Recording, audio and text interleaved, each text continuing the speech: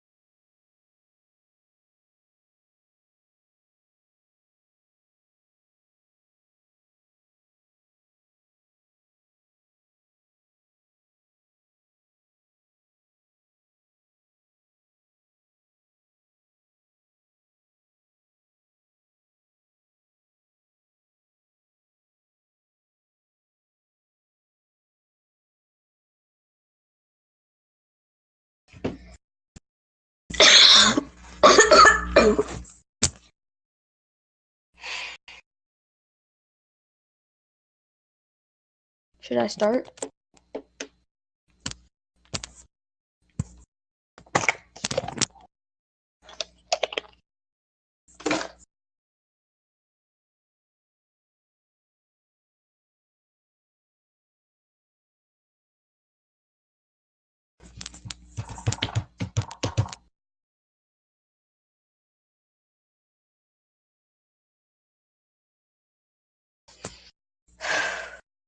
In this video, I will be explaining exactly what I do to collect watch for rolling rocks and 0.5x A presses.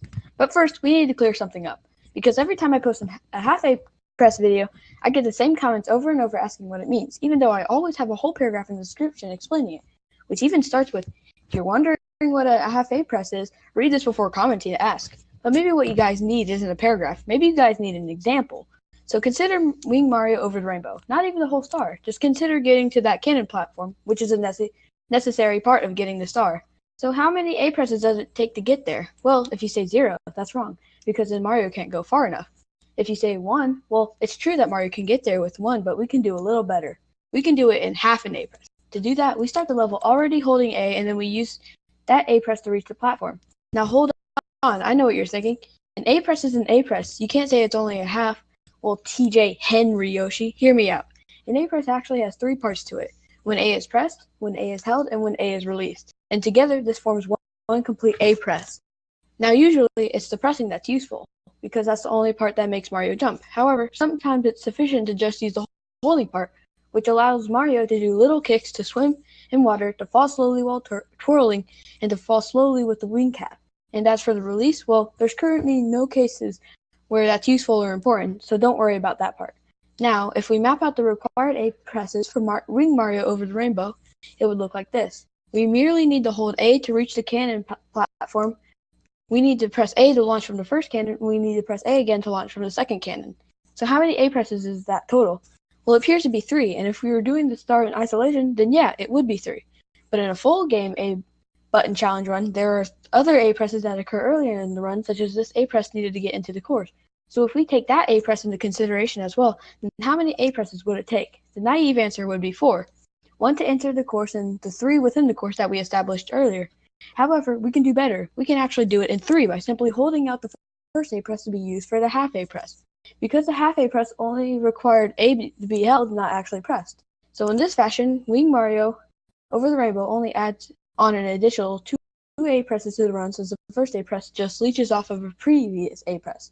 So to capture this phenomenon, we call it 2.5x A presses. On a single star basis, you'd round that up to 3, but in a full game run, you'd round it down to 2.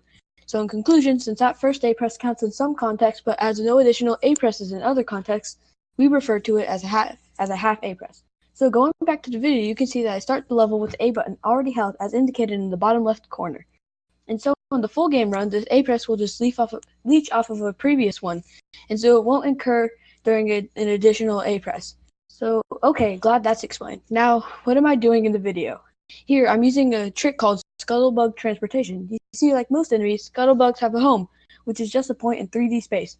and they will patrol a certain radius around that point. So if Mario enters that radius, they will lunge at him to attack. But unlike most other enemies, a Scuttlebug's home can change positions. Because if a Scuttlebug bumps into Mario, the Scuttlebug's home will update to where the Scuttlebug was when the collision occurred. So by strategically luring the Scuttlebug to the edge of its radius and bumping into it, we can effectively transport the Scuttlebug in its home.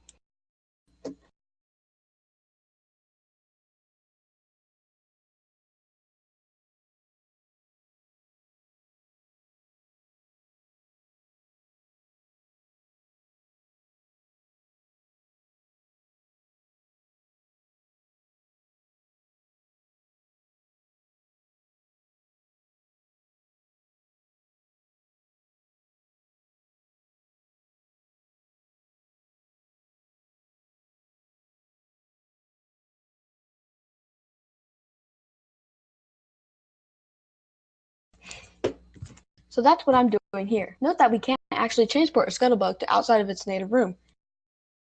They actually get stuck at the door, so if your dream was to bring all the Scuttlebugs together for one big jamboree, I'm sorry, but it's not going to happen. Also worth noting is that Scuttlebugs will actually disappear if they walk into a wall while too far below their current home. So I do have to be careful to avoid that. It's pretty weird if you've never seen it before, but I'm pretty sure they did it so that if a Scuttlebug jumps into a hole, it wouldn't just walk around down there. Anyways, I'm transporting this Scuttlebug to the corner right below the Watch for Rolling Rock star, because next I do a trick called Scuttlebug Raising, and here's how it works. On the left, I show a bird's eye view of the scene, and on the right, I show a view from the side.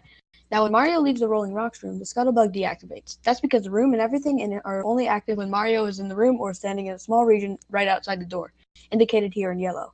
So if Mario isn't in the Rolling Rocks room or in the yellow region, then the room will be completely black and everything in the room will be invisible and won't move. Conveniently, this allows us to raise the Scuttlebug by performing the following steps.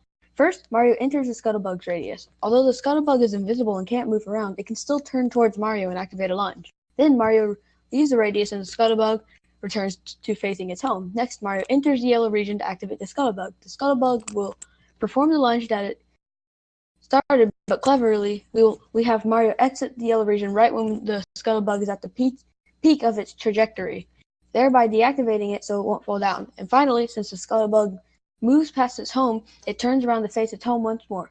Now, we have gotten all the height we could out of Scuttlebug's current lunge, but that's no problem because we could just activate another lunge by repeating this procedure.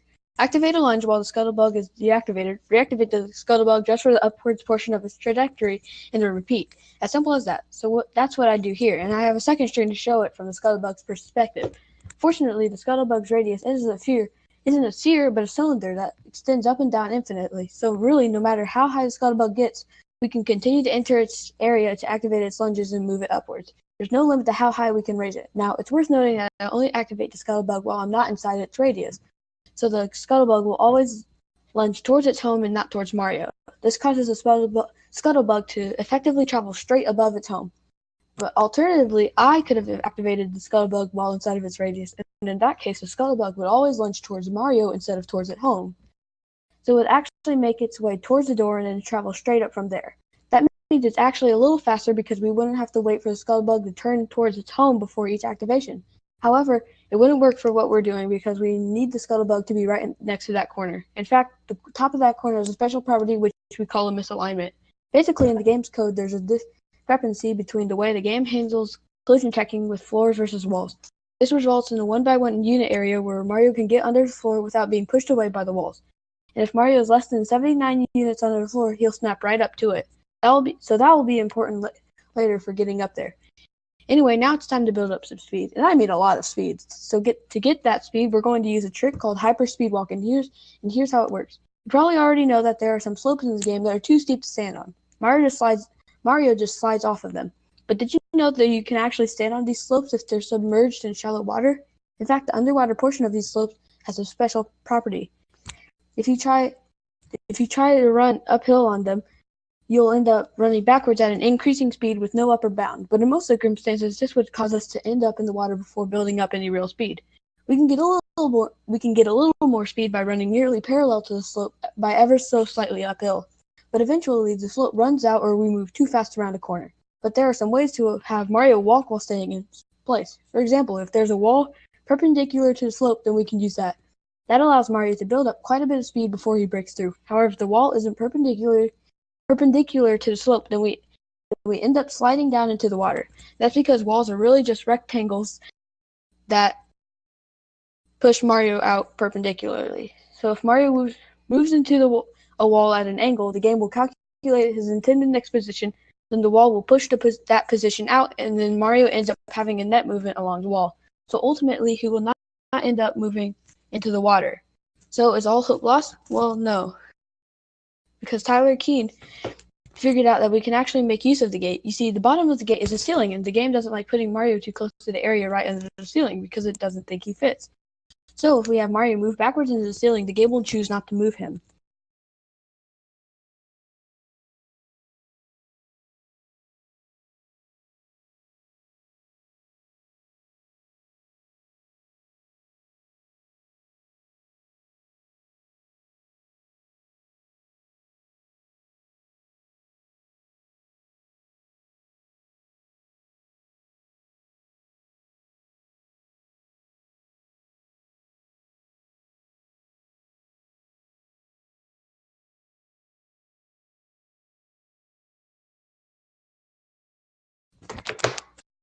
So we're free to build up speed in place, but not infinite speed because we'd end up breaking free if our speed moved past the gate. So what do? We turn to redirect our speed out of bounds. Notice how we have enough speed so that our intended next position is past the wall and out of bounds. Since the game doesn't like placing Mario out of bounds, it doesn't move him and instead just lets him stay in place, just like the ceiling. But unlike the ceiling, out of bounds goes on forever. So we can essentially build up as much speed as we want without having to worry about breaking free. So now I do just that. Open the gate, use the ceiling of the gate to build up some speed, and then redirect my angle out of bounds to build up the rest. Now you're probably wondering what I'm going to need all the speed for. After all, I do build up speed for 12 hours. But to answer that, we need to talk about parallel universes. And if you thought my other tangents were complicated, just you wait. Okay, so Mario's position is a floating point number but it's converted to a short when the game uses it to test for collision with floor triangles. In other words, Mario's position can basically be any decimal number, but it's converted to an integer between negative 32,768 to positive 32,767 inclusive. So any fractional proportion is truncated and numbers too big or too small are moved into this range using the modulo operator. Graphically, that means the position used for floor detection is always inside of this box. So if Mario's in that box, then its actual position and the position used for floor detection are the same, albeit maybe off by a single fraction due to truncation. But if Mario leaves that box, then its actual position and the position used for floor detection will separate, since the position used for floor detection will just loop back around to remain in the original box. So now I ask you this. Here's a course. So if Mario is standing way over here where there's no land, but the position used for floor detection is on land, can he stand over here? The answer is yes. As far as the game sees it, Mario is in fact above land over here because the game actually checks for land over here. So for all intents and purposes, there is essentially land over here, a copy of the original map, and this is what we call a parallel universe, or a PU, and this applies to every one of these boxes. So there's actually a grid of nearly infinite PUs. Here's a two-scale diagram of the PU grid. As you can see, the PUs are actually pretty far apart, but I'll be taking some creative liberties and drawing them closer together for the sake of clearer visuals. Now, PUs aren't as glamorous as you might think. The graphics are only found on the original map, so that PUs are completely invisible. Furthermore, PUs have no objects like elevators or item blocks, no enemies, no items like coins or stars, and not even any walls. So really, it's pretty barren. Furthermore, the N64 console will actually crash if you go to a PU and let the camera follow you.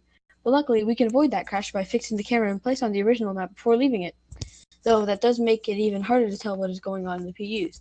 So as you just saw, you can travel to a PU if you have enough speed. But it's not as simple as you might think. If you have just enough speed to reach the reach the PU 1 over, it won't actually work. That's because the game actually checks if Mario is above land at each quarter step of his movement.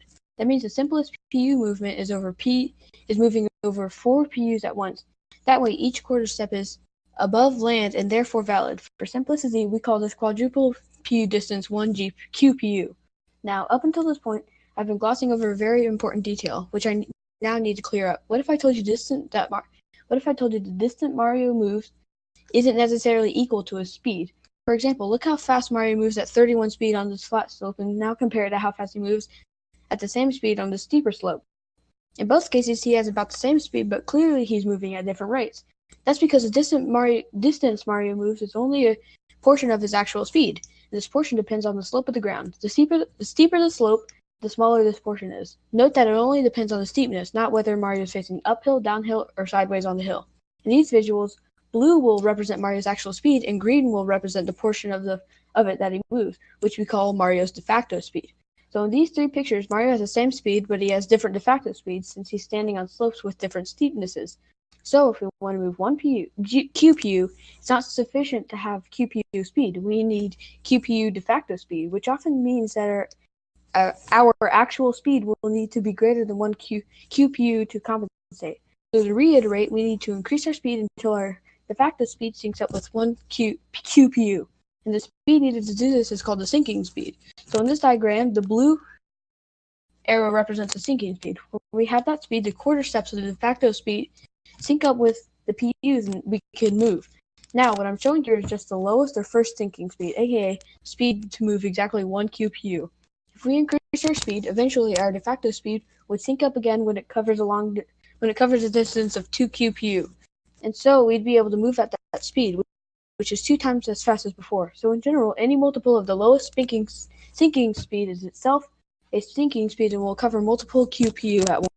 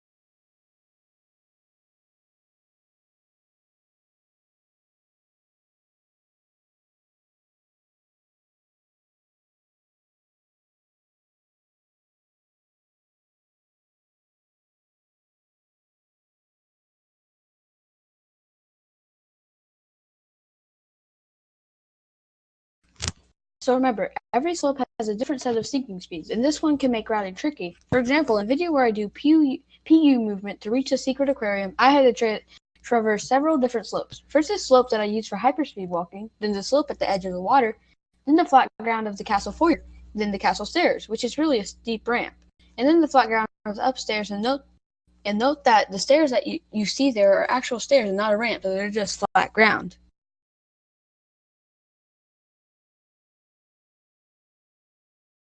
Here's a graph showing the sinking speeds for each of these slopes, and so these are the speeds I need in order to have PU movement while standing on each of these slopes. Naturally, the steeper slopes have greater sinking speeds. Now keep in mind that I can only build up speed while I'm on the hyperspeed walking slope. Once I leave it, I can't generate any more speed, so my speed will only decrease from there. So to successfully perform this PU route, I better have generated enough speed to meet each slope's sinking speed in return. For example, let's say I build up enough speed to reach the first possible sinking speed, and I use that to go to the next slope.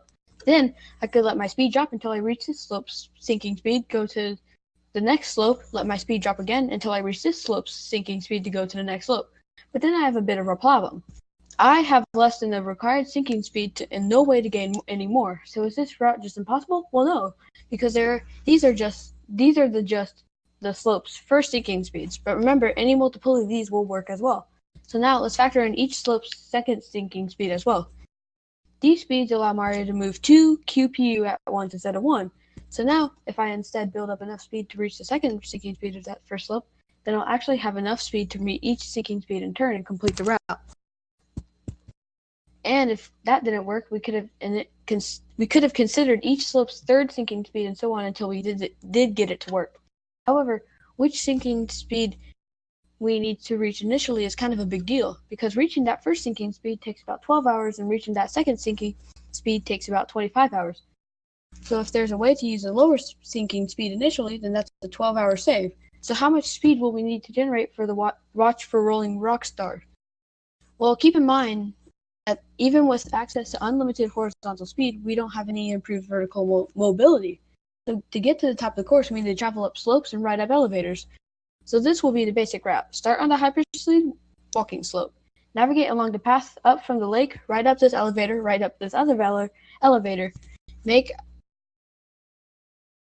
it onto the amazing emergency exit platform, which is the highest point we can reach, and then launch to the Watch for Rolling Rocks platform.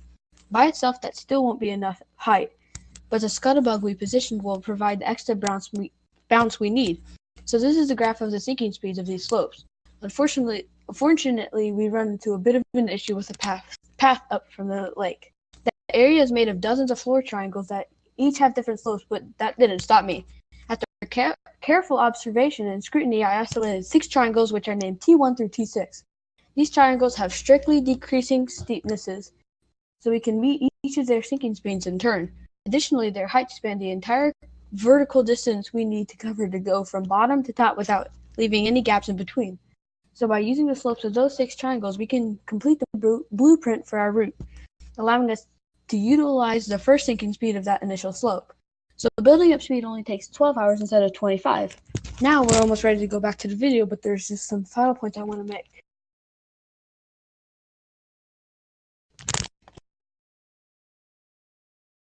For example, you don't need to have exactly the sinking speed to traverse PUs. If you have slightly less than the sinking speed, you'll move relatively forwards in the map. If you have slightly more than the sinking speed, you'll move relatively backwards in the map. And the further you deviate from the sinking speed, the greater this relative movement will be. Additionally, if you adjust your angle slightly away from the cardinal direction, you can move relatively sideways. But keep in mind that even the smallest possible angle deviation will be magnified over the QPU distance, and thus Mario will be sent multiple feet to the side. Now, based off of what I've told you, you might think you can only travel multiples of 4 PUs at a time, but that's not actually true. For example, if one of your quarter steps is out of bounds or over a ceiling, then that quarter step will be invalid. And since Mario moves up 2, but not including the first valid quarter step, he can in fact end up stopping prematurely at one of the quarter steps. Separately, if you change slopes during a quarter step, your de facto speed will change, and you'll alter the distance of the next quarter step, and so most likely it will no longer sync up with the PU, and you'll end up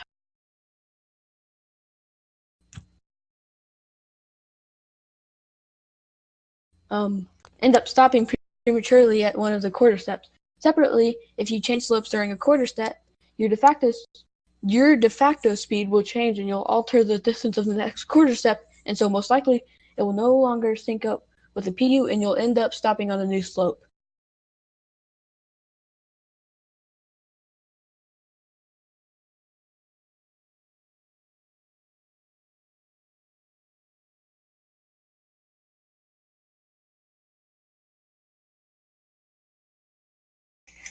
Finally, for simplicity, use a set of PUs that are multiples of 4-way we call the QPU grid.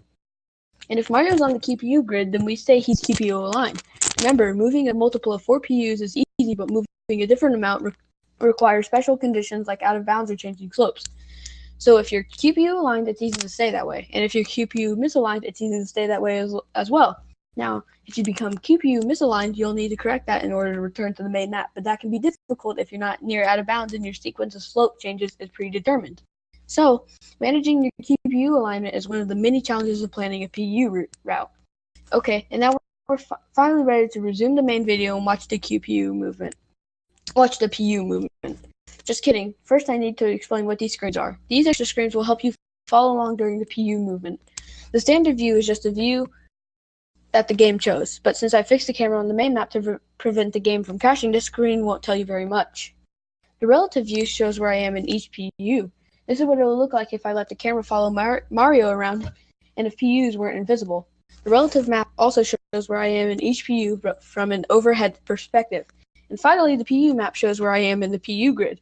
Okay, so now let's really start. So as I explained earlier, I navigate up the path from the lake using the 6 triangles I isolated and I've marked them in the relative map so you can follow along.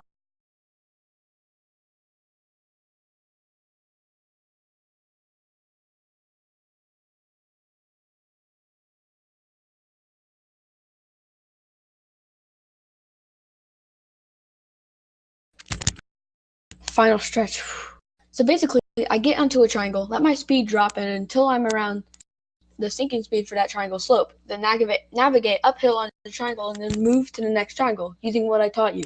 You should be able to follow along with my movement. For example, I'm able to move relatively backwards because I have slightly more than the sinking speed. Whenever I move sideways, it's because I'm slightly angled away from the cardinal direction. And every time I move from triangle to triangle, my QPU alignment changes. But cleverly, I planned it in such a way that they all cancel out by the end and I'd end up QPU aligned. So right now I'm on the 6th triangle, and I do a little zigzag to bring me back towards the main map, as you can see on the PU map screen. Remember, I need to return to the main map in order to access the elevator since there are no objects in PUs. As you may have noticed right there, the elevator didn't register me until I started kicking. That's actually the reason why I've been holding A this entire time. By holding A, I can press B to do these little kicks. Without these kicks, I go through the elevator. But with the kicks, I can ride it up to gain precious height. Okay, so now we're closing in on the end. The final movement I do will be a kick onto the amazing emergency exit platform, then turn and launch myself towards the scuttlebug. That movement will bring me 10 PU to the right and 3 PU down. But since I want to end up on the main map, I reversed that displacement and so position myself 3 PU up and 10 PU left while doing that. I simultaneously position myself in the correct relative part of the map to make the movement work. Okay, now don't blink. And there we go. By bouncing on a scuttlebug and ground pounding in the misalignment, I achieved just enough height to get onto the Rolling Rocks platform. Here I show an abridged version of the scuttlebug raising in case earlier's viewing was too choppy to follow. As you can see, the scuttlebug moves back and forth above its home. At the end, you can see that I do 2 special raisings purely to move him sideways and closer to the corner, since he ended up being too far away for the bounce to work. And here I show an alternate angle of the final PU movement. The scuttlebug actually became active once I entered the PU version of this room. So I really only had a handful of frames to get over here before he fell too far. And there you have it.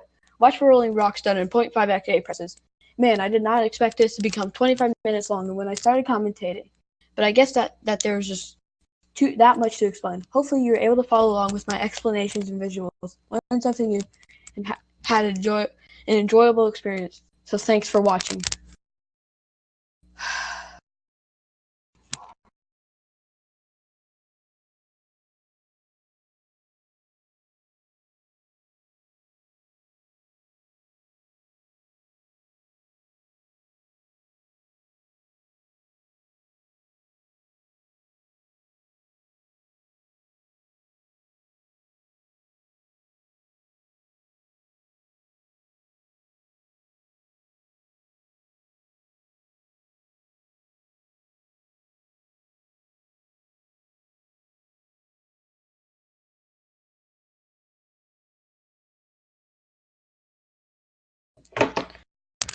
Oh my gosh.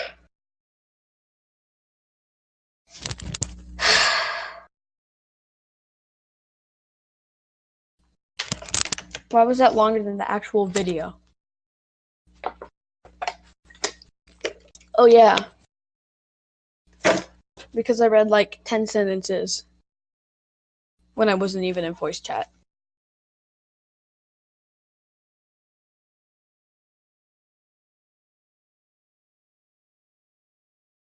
No, don't keep the 2 minutes of silence.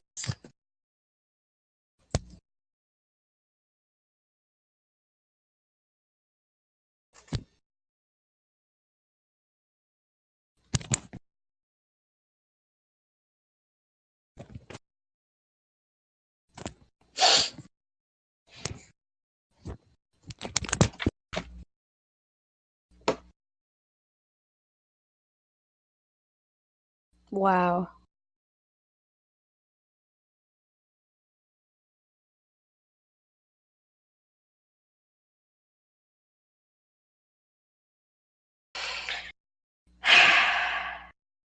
Jeez, how many characters is this?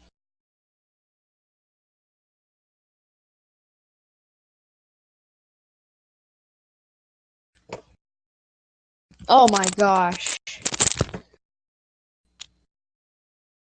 I just read 25,000 characters. How many words? Do you know?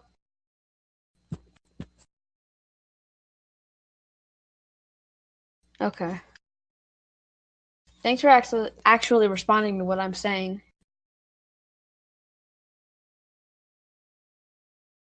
The last time I tried to talk, it was not very well. It did not go very well.